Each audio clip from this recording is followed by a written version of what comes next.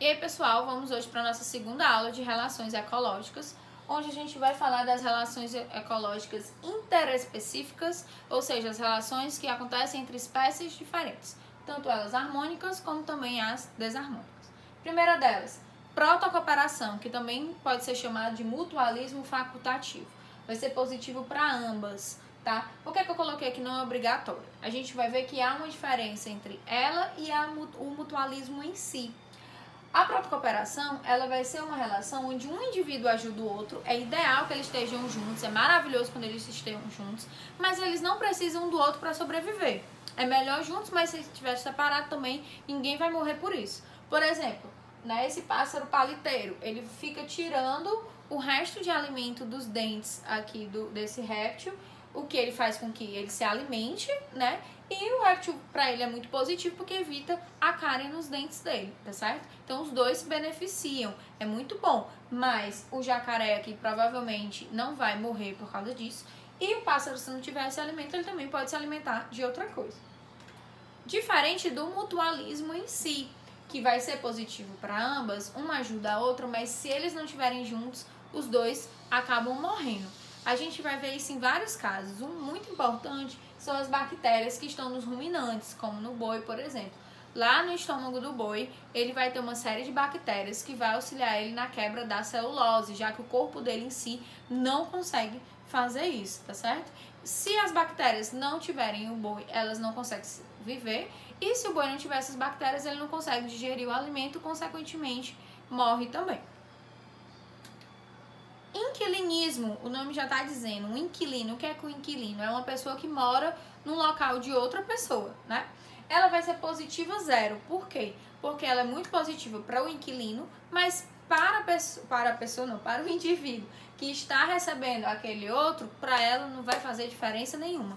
Nem contribui e nem causa nenhum tipo de prejuízo. Isso acontece bastante em plantas, por exemplo, quando elas são pequenas e não conseguem alcançar a luz do sol por estar em locais com grandes árvores. Então ela acaba se colocando em cima de caules de árvores altas para poder a luz do sol chegar até elas e elas conseguirem fazer a fotossíntese. Elas ficam só lá escoradinhas, não causam nenhum tipo de prejuízo para aquele outro vegetal e as duas vivem muito bem, obrigado. O comensalismo também vai ser positivo e negativo, só que aqui vai estar relacionado ao alimento. O que é o comensalismo? O comensalismo são indivíduos como esse peixezinho aqui, que ele fica abaixo do tubarão e ele vai se alimentar do resto do que o tubarão comer. Olha como ele é esperto. Primeiro, se ele está embaixo do tubarão, provavelmente ninguém vai pegar ele, porque ninguém vai chegar perto do tubarão para pegar ele. Então ele está protegido. O tubarão não come esse tipo de peixe, então o tubarão também não vai fazer nenhum mal a ele. Ele não vai se desgastar atrás de comida. Quem vai é o tubarão. Pega tudo, caça tudo, faz todo o trabalho. O que for caindo da boca do tubarão, ele vai lá e aproveita e come também. Então, muito bem. Para o tubarão faz alguma diferença? Nenhuma. Ele não ia comer aquele resto mesmo. Já as interespecíficas desarmônicas, a gente tem o amensalismo, vai ser positivo e negativo.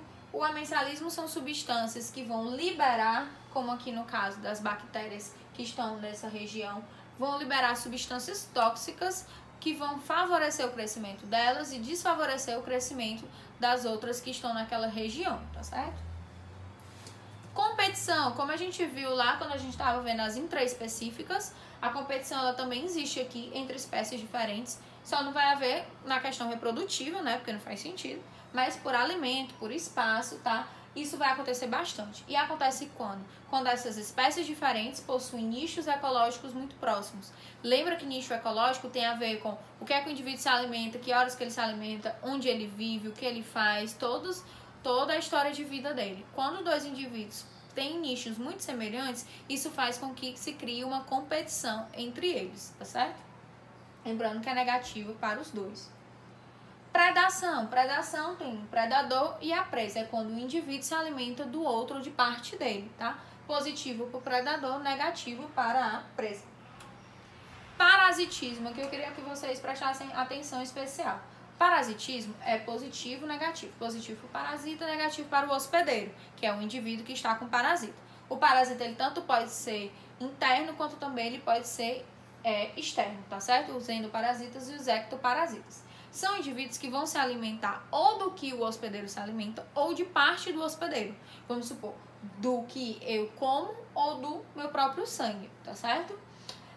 Só que a questão, os parasitas, apesar deles sempre causarem algum tipo de prejuízo para o indivíduo, alguma doença para o hospedeiro, não necessariamente aquele hospedeiro vai morrer daquele parasita, porque não é interessante para o parasita que o hospedeiro morra.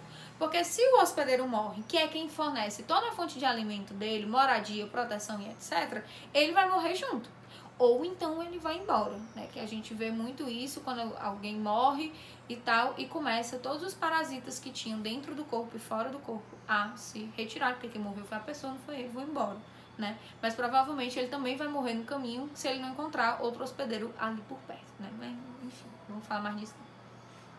Queria agradecer vocês e até a próxima aula.